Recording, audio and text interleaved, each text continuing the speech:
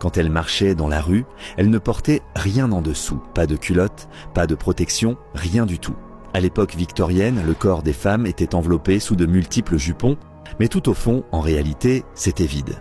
Et quand elles avaient leurs règles, les choses devenaient encore plus étranges. Elles n'utilisaient pas de serviettes hygiéniques, seulement une bande de tissu pour les remplacer. Parce qu'à cette époque, ce que nous appelons aujourd'hui une culotte n'existait tout simplement pas. Les femmes portaient des pantalons bouffants, aussi appelés pantalons-jupons féminins. Mais, fait choquant, ils étaient ouverts à l'entrejambe. Ainsi, quand elles allaient aux toilettes, elles n'avaient pas besoin d'enlever tout le pantalon. Pendant leurs règles, elles attachaient une pièce de tissu autour de la taille.